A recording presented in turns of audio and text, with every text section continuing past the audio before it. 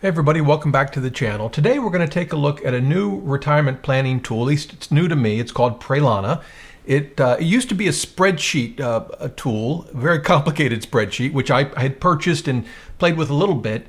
They then developed an online version of it this year, and that's what we're going to look at. And I thought the way we're going to do it today is we're going to compare it to Boldin. Boldin used to be called New Retirement. We've talked a lot about that retirement planning tool on the channel. And so I thought that'd be a good way to sort of compare and contrast these two retirement planners. And so that's what we're going to do. Let's start with Pralana. And I'm actually going to go to what's called My Family. So if you fire up Pralana, you get a subscription. This is kind of where you start. Although I would quickly go from this build menu, and I'll talk about the menu in a second, to what's called Quick Start. And I've inputted a little bit of data to begin with, but this is sort of the beginning place for Pralana, and you can immediately see a difference. We'll just move over to Boldin for a second. The look and feel of these two applications are totally different, and it underscores, I guess, my high-level take on these two programs, and it's this: that Boldin is a better designed tool in terms of its look and feel, but beyond that, it's sort of user interface and how you move from section to section. Again, I'll go back to Boldin for a second. As you may know, when you're entering data, you're simply following along. Here are your accounts, real estate, debt, and income, and so forth. Insights. It's all sort of built in that way. I like that layout a lot. With Pralana, once you understand it, by the way, it's easy to navigate, so that's not the issue, but it is a much bigger learning curve. So with Pralana, you won't have this advisor tab. That's just a special version I'm running, but you'll have build, and there's a lot there, as you can see, and this is where you basically input all of your data. And then review, as the name suggests, this is where you review it either in tabular projection, basically spreadsheet, or graphical. And you can also run some reports. And then you can analyze the data, and here are the different things you can do. We'll talk about it. Once you understand that, it's not hard to navigate it, but as you'll see in a minute, there are some hidden complexities to Pralana and using it that do make it a bit of a challenge. Before I show you those, I will say that Pralana does a great job of integrating the user manual into the software. So we can look at the user manual right here. This is you may not be able to see it well, but it's right over here in the top right corner. Here, I'll add me to the bottom of the screen. If you click this link, it actually opens up the user's manual, which is quite lengthy. But what I like about Pralana is that it integrates the relevant sections of that user manual into each of the screens. So we can even start with just this quick start page. You might see it's right here, this little question mark. If we click it, it opens up the part of the user manual that's relevant to this section of the tool. And it even drills down. So if we go to your accounts, which is part of the quick start guide, it's where you can enter the financial accounts you have and your rates of return. You'll see there's another question mark here, and it'll show us just the section of the user's manual for this. I guess you'd call it a sub-tab under Quick Start. I found that to be extremely helpful and something that you're going to want to use, I think, quite a lot, particularly while you're using the tool. Now, the other big difference, again, from a user interface perspective, is that Boldin has this overview page. And I noticed, by the way, they've changed some things here. You select, if you have multiple scenarios, you can select between the scenarios. You can change assumptions about using today's dollars, future dollars, your assumptions about rate of inflation and returns. And then you have other adjustments here. And I really like that layout. I think they've really improved this. With Pralana, that's for the most part not available. And I think it would be a really positive addition to the software. Now, in fairness to Pralana, it's been a spreadsheet tool for a long time. This is sort of their first version of the online tool. and I have no doubt that they'll improve it over time. And I found Pralana to be incredibly responsive when I ask them questions, which you can do through this feedback link. And you can have, if you report an issue, if you have an improvement, you have a question, I found them to be extremely responsive to that. And you'll get the responses inside this app. And you'll be able to discuss back and forth with them. I found it very, very useful. But I do think that some sort of overview or dashboard would improve Pralana considerably. Now, just to walk through this quick start, you basically, you can get through this in 10 minutes, maybe less. Information about yourself, a significant other, if you have a spouse, or your retirement and life expectancy, where you're going to live, and your assumed rates of inflation, the accounts. I just threw some numbers in here. And your rates of inflation, or your rates of growth or return here, these are real numbers, meaning after inflation.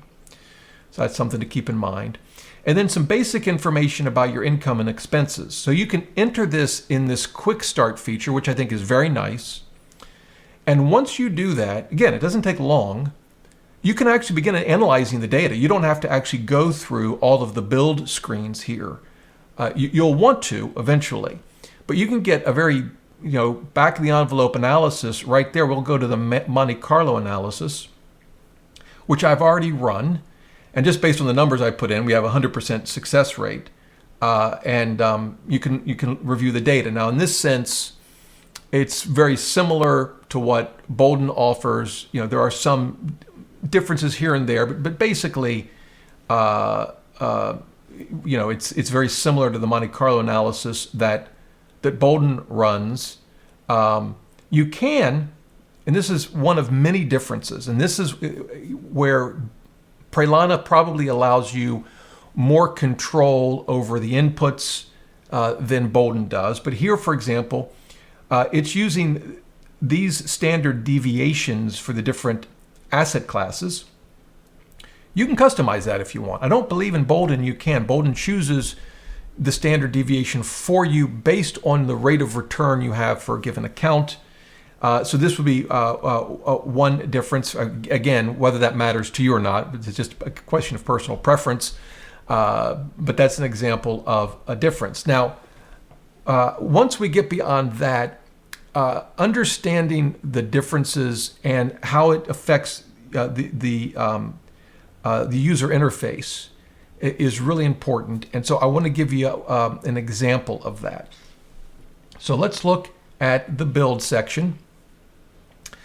So here, one of the big differences between Boldin and Pralana is how you track your portfolio. In Boldin, you're basically tracking it at the account level, and you set returns at the account level.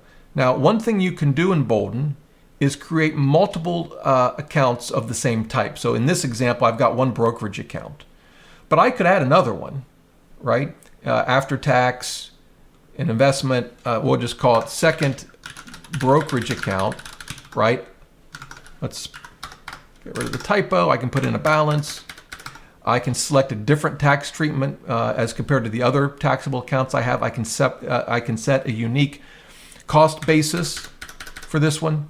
And I actually do that. This is a demo account, but in my plan, I actually do that because it allows me to set different cost basis based on different investments in my taxable account and show them as different withdrawal orders. So I can have a taxable investment that's got a very low cost basis, meaning a lot of gains. I can set that and move it towards the bottom of my withdrawal orders. In Pralana, it doesn't quite work that way. So the first thing you can do, it's similar but not exactly. We can use what they call a simple portfolio or advanced. Let's look at the simple portfolio.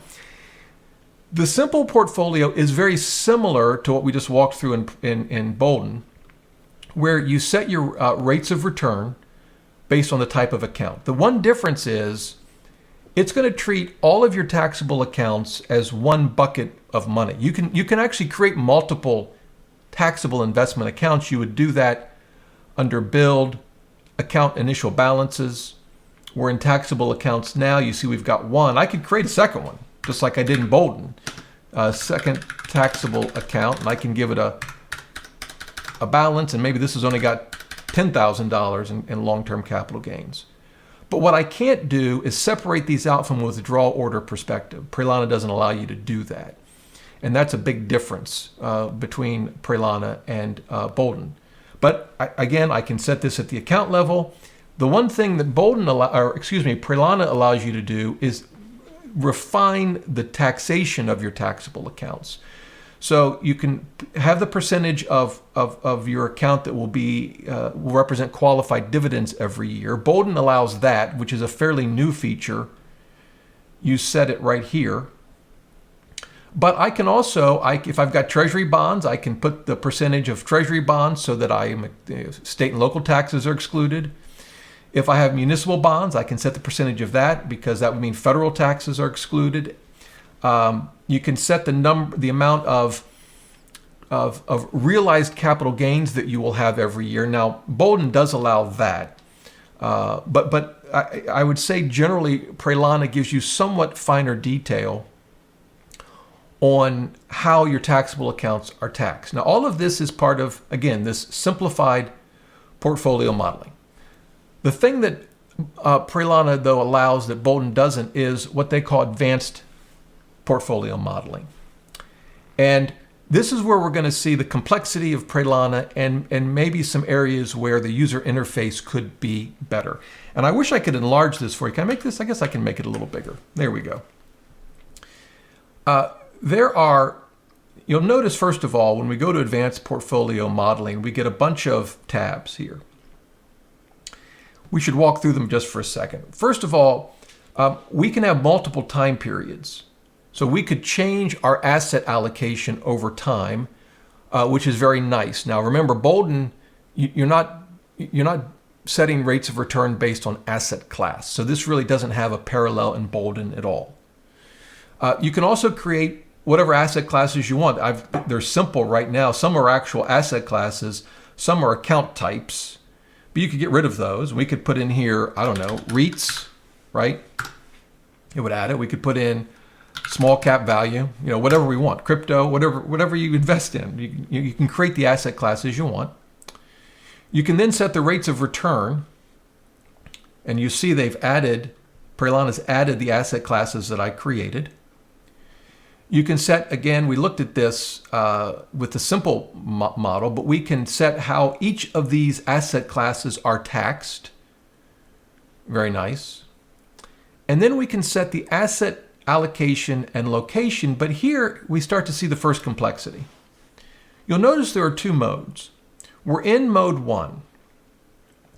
What does that look like? Well, if we then click this tab, you'll see that we can set our asset allocation, I should say, based on account. So with the taxable investment accounts, we could say, okay, it's 80% stocks. Let's say it's 0% bonds. We wouldn't put REITs. We'll just say it's 20% small cap value. And then tax deferred, maybe it's 40% stocks and 60% bonds.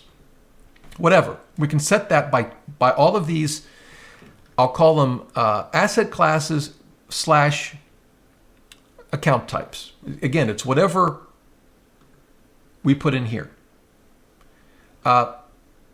Now, okay, that's good. I like the idea of this. It can create problems when we get to Roth conversion analysis. I'll talk about that in a minute. But here's where we start to see the complexity in the user interface. So remember we set our rates of return? Let's, you'll see why I'm doing this. Let's set all these to 10%. And remember, this is a real rate of return, but obviously unrealistic, but you'll see the reason. So now we come back here and we say, well, what about mode 2? What's all that about? So if we select mode 2, we get different tabs here. And we can see we get this, we saw this before with mode 1, but now we get this overall target. And when I first saw this, I really couldn't wrap my mind around how this is supposed to work.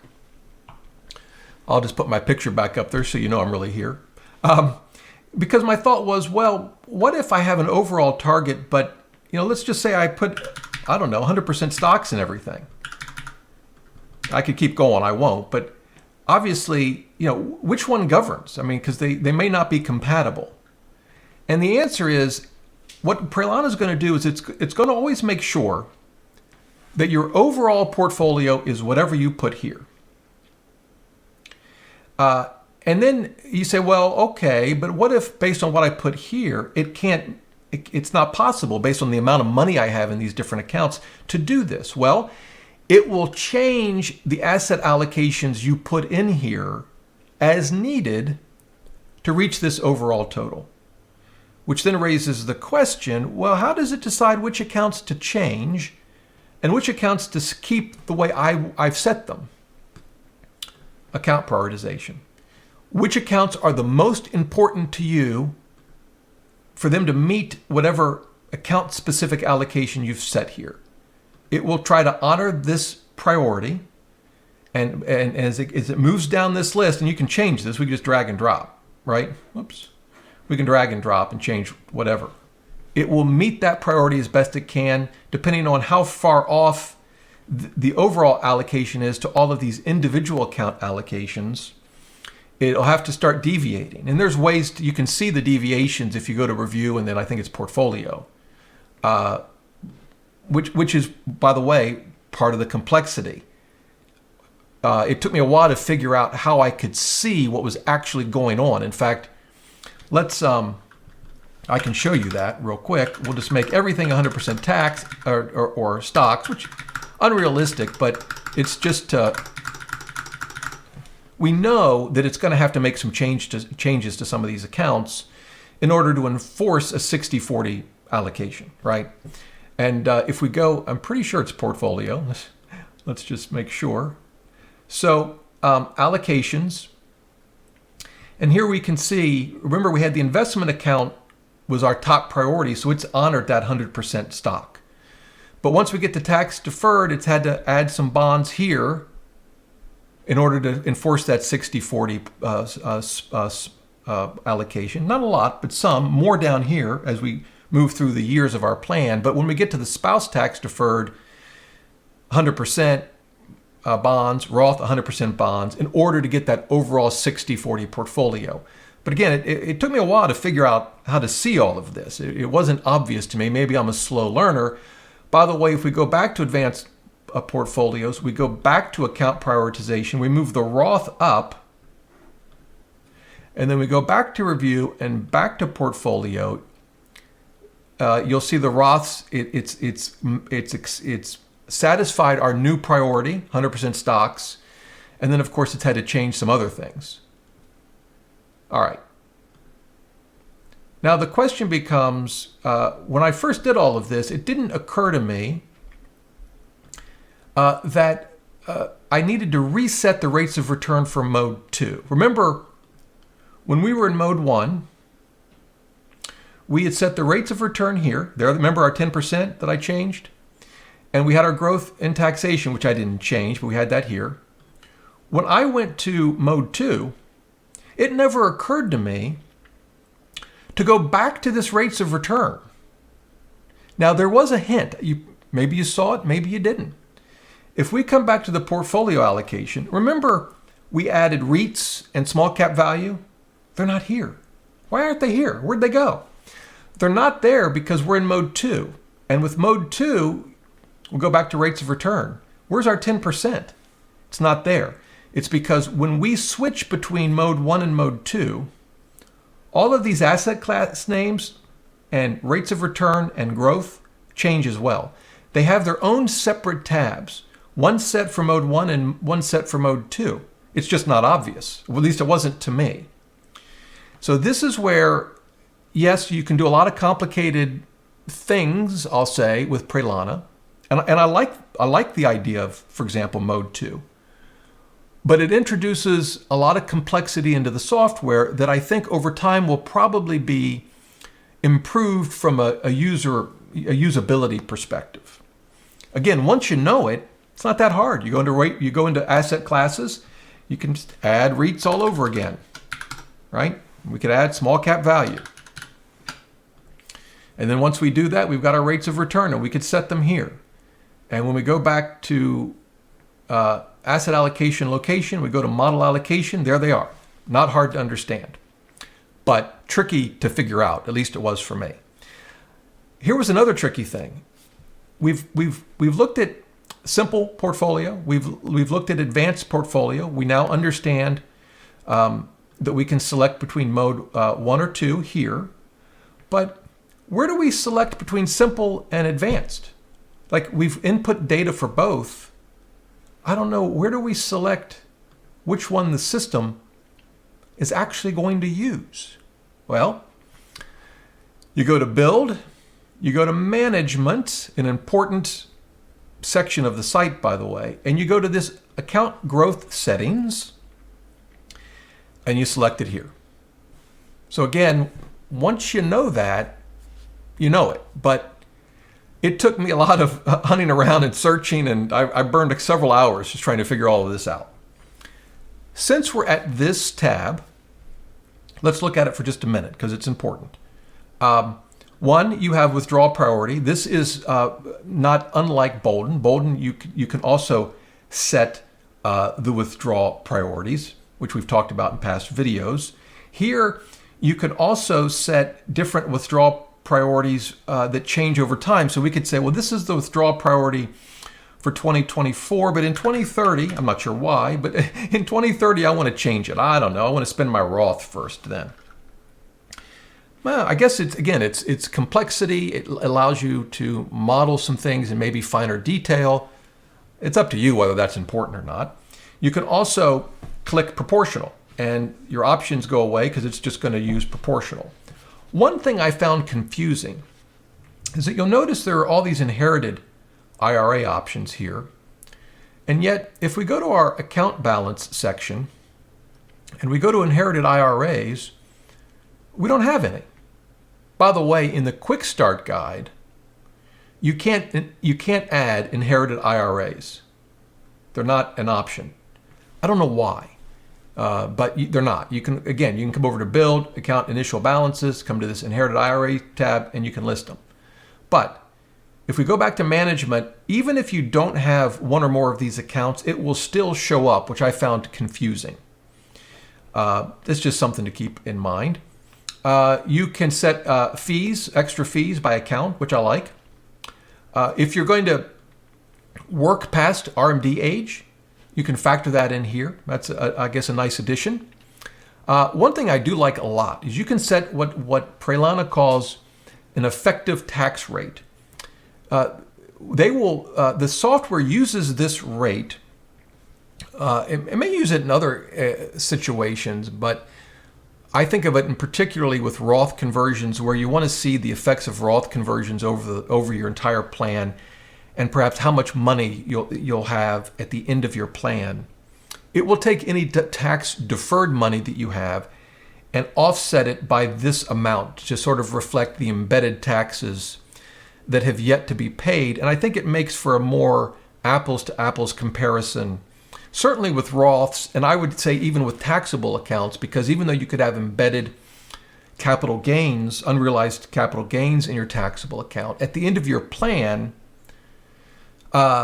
if children are going to inherit them, for example, they're going to get a step up in basis. So in any event, this is a nice thing that I don't think Boldin offers, and they probably should. All right. I know I've walked through a lot already. We haven't even gotten to the analyze section. I'm not going to go through all of the build section. I think the biggest differences are in the way we model portfolios, or can, and I've shown that to you. But it's worth spending time with all of these pages if you're going to use Pralana. Obviously, which pages will be most important to you will depend on your specific set of circumstances. Before we get to the Analyze tab, though, I just want to note a few things about review.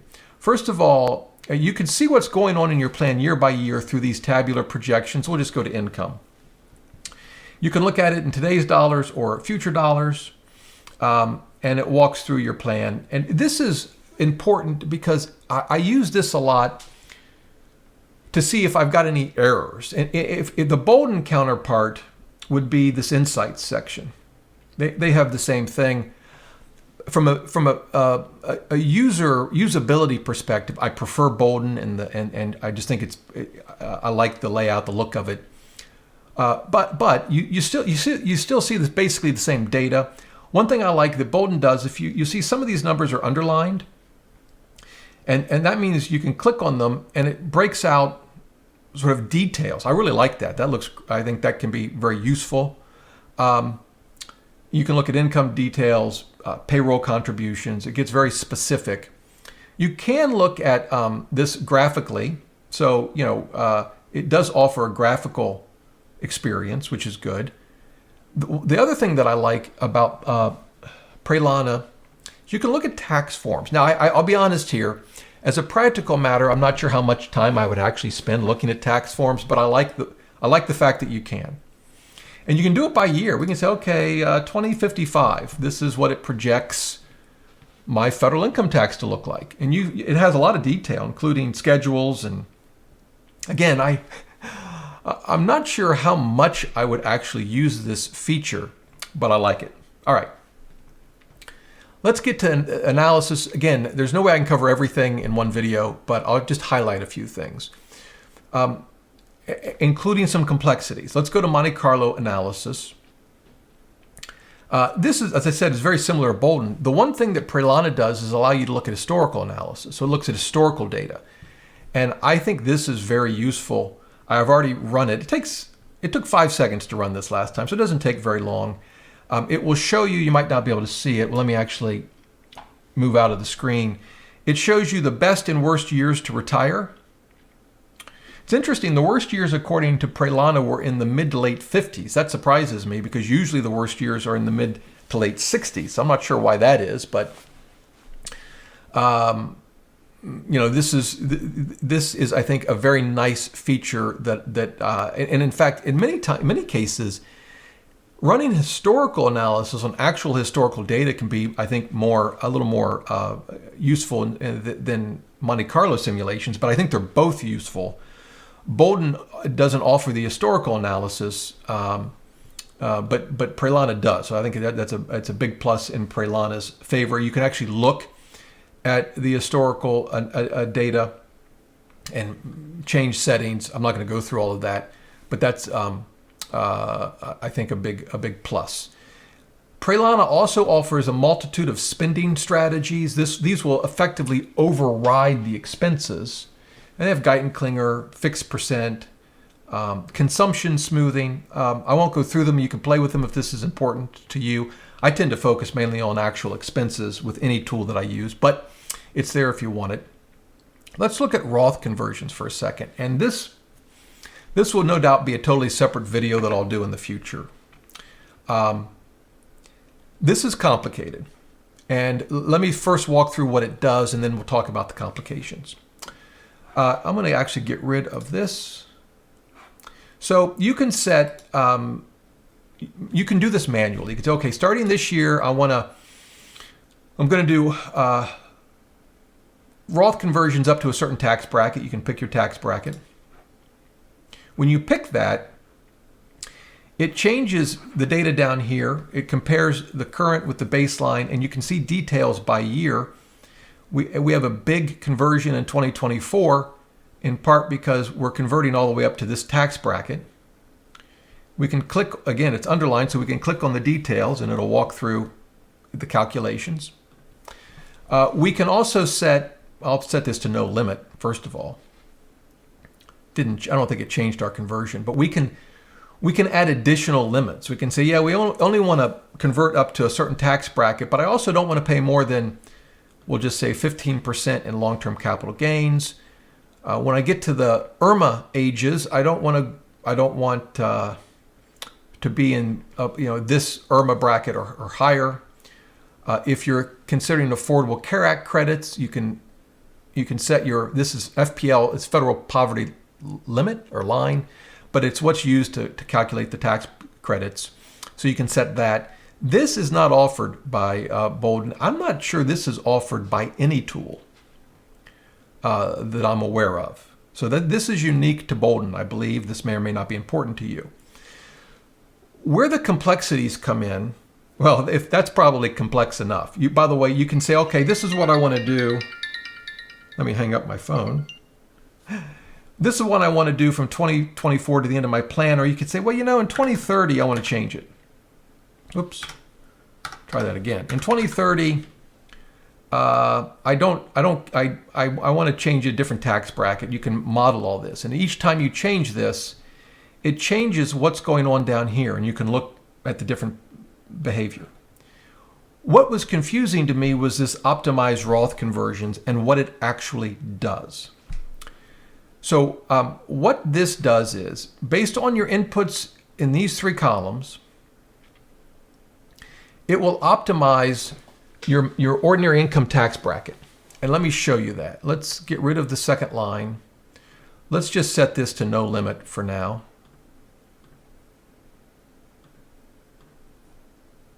Now, when we do that, I think we have a baseline. Yeah, I have a baseline because I've run this before.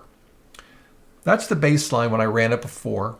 I had set 15% as the long-term capital gains tax bracket limit. No limits for those. Here's what it came up with. Let's go back. We're going to rerun it. It takes about 20 seconds probably.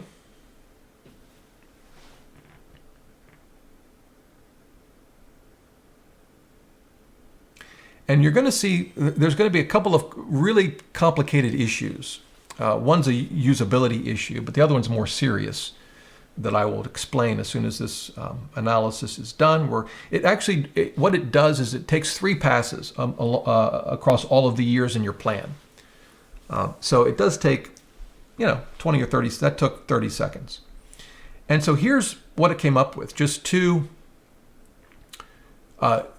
different tax brackets, one starting in 2024, one changing in 2060. It compares the baseline. So it's showing a pretty significant difference. Now this is in future dollars. We can go to today's dollars. It'll maybe not look quite as big. And we're using effective. So remember, we're using that. Remember, we set the effective rate of 20%. So it's subtracting 20% from any tax deferred accounts at the end of the plan. And we can look at the details by year. So it's not showing any conversions for a while, and then some kick in. And then I guess we have one conversion when we're 90. Now, here's where things get, I think, a little complicated. If we go to the baseline, remember, this was the baseline. It hasn't changed. How do we make this new analysis our baseline? I'll be honest, I would not have known the answer without talking to the folks at Pralana, although it is in the manual. If you would open up this, you'll get the answer, but I'll just tell you what it is. In order to take this new analysis and make it our baseline, you actually have to leave the Roth conversion page and go either to Monte Carlo or historical analysis. We'll use historical since it's a little faster, and rerun it.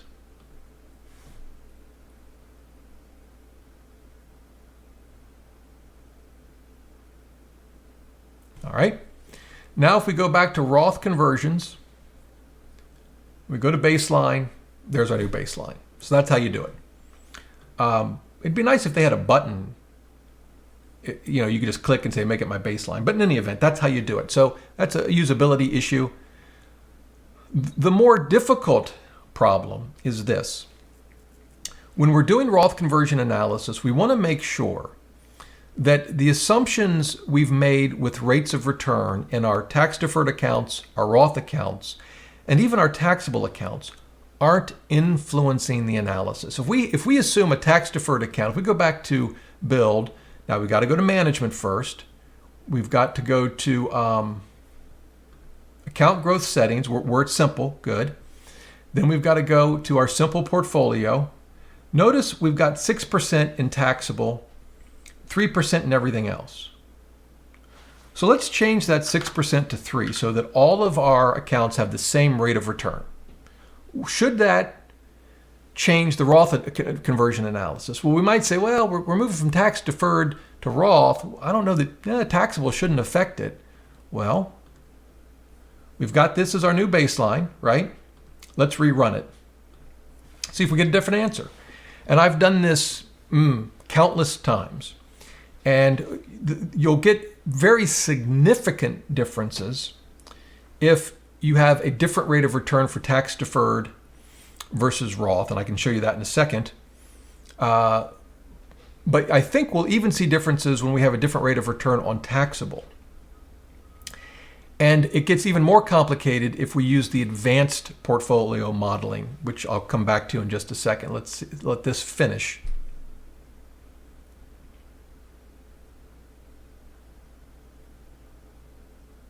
It is doing a lot of work here, so that's one of the reasons it takes some time. The retirement planning software that takes the longest to churn through all of the numbers is Maxify. It can take several minutes for Maxify. It must be doing some serious calculations behind the scenes. Either that or one could introduce some pretty significant efficiency improvements, one or the other. Here we are. So it changed it a little bit. Remember, this was 2060. In fact, we can go to the baseline. 2060. Now it's 2037. So, if we look at the active versus baseline, shows a pretty significant difference in today's dollars. Now, if we were to go back to build simple portfolio and change Roth, let's say we're going to have all stocks in the Roth, so we change it to 6%, and we go to analyze, it's going to show another very significant difference. I won't even run it. Just trust me, it will. So what does that mean? In theory, some would say, well, let's go to advanced portfolio modeling.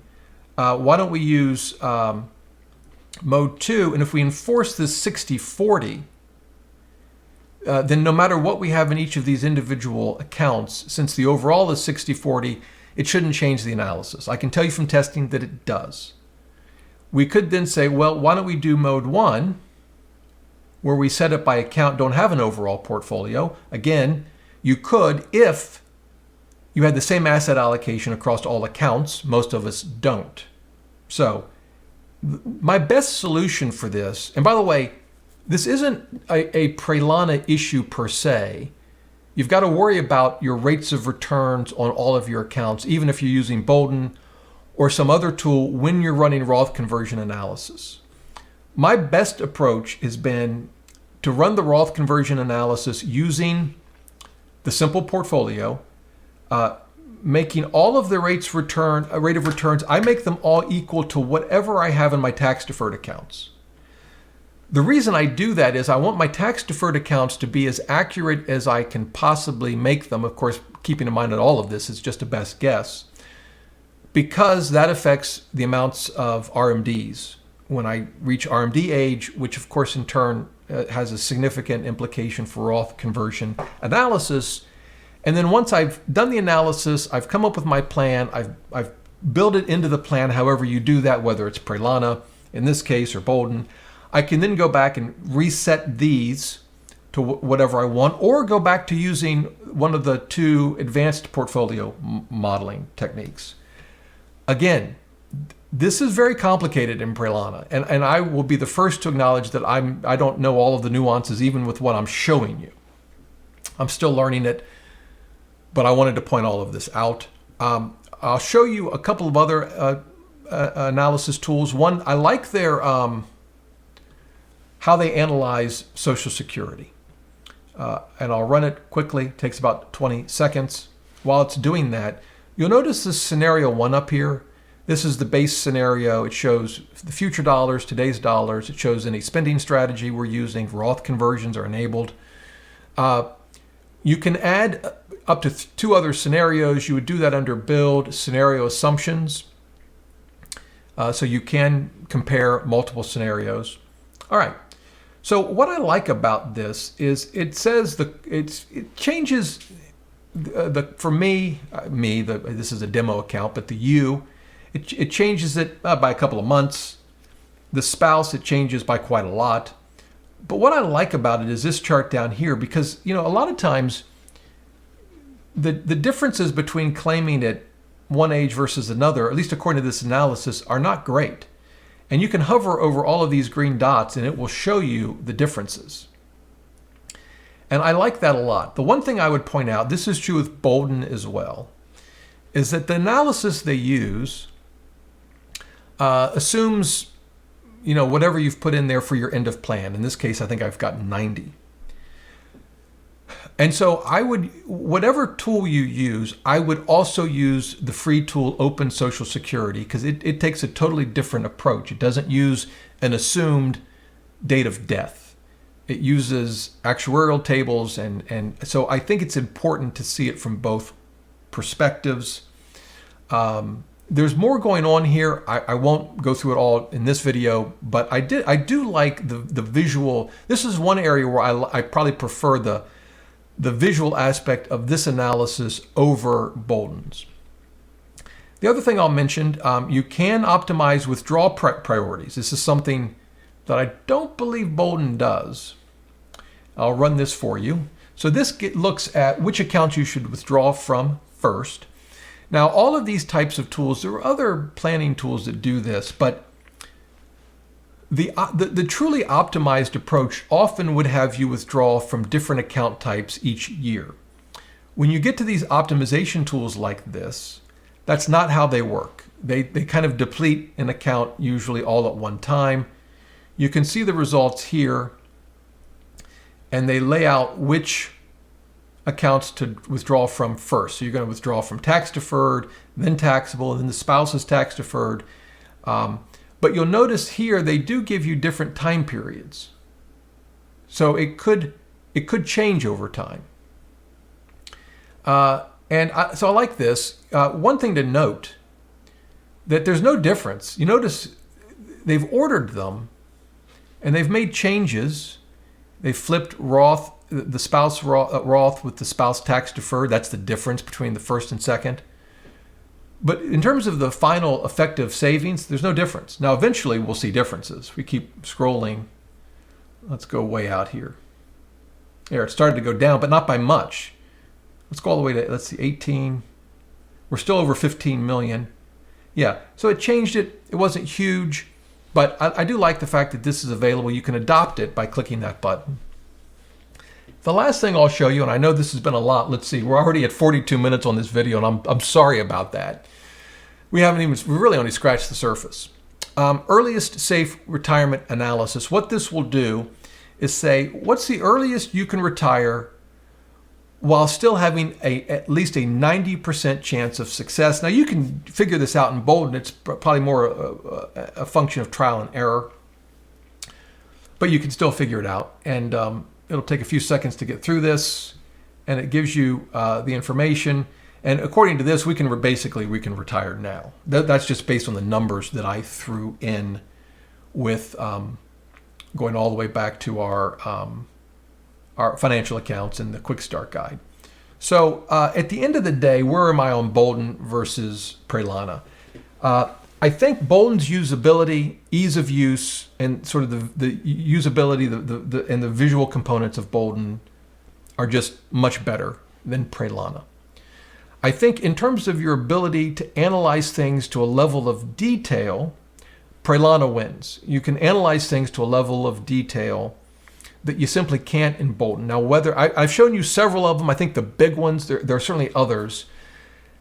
At the end of the day, it's going to depend on how important those differences are to you. Some will love the complexity and the ability to model those things. Others will say, no, thank you. They probably stopped watching this video 42 minutes ago. I get it. I do think over time, I hope to see Pralana improve the usability. The one thing that I will caution is that given all of the nuances and ability to model very detailed things in Pralana, it opens up the door to errors in the plan, not because Pralana's made a mistake, but because you or I don't fully appreciate how one thing affects the other, how different rates of return affect this analysis or that analysis. So if you're going to use Pralana, understand it's going to be an investment of a significant amount of time, and I'm still learning it. The money is about the same. The costs are roughly the same between the two tools. But the big investment with Pralana, I mean, Boldin takes some time to understand. It's not, you'll spend a lot of time with either tool, but Pralana, particularly depending on how you use it, will be a significant investment in your time. But for many of you, it may be worth it. Whew. Well, there you go. I'll be doing other videos and drilling down on specific aspects of these tools to compare them, and other tools as well that I'll bring in, like Projection Lab and Wealth Trace, that I'll be using here over the next month or so. So that's my take on the differences. As I said, I'm still learning Pralana. I'm constantly learning new things about Boldin, for that matter. And so if you have your own thoughts on this, leave them in the comments below. If you have questions, do the same. I'll do my best to help you out any way I can. And until next time, remember, the best thing money can buy is financial freedom.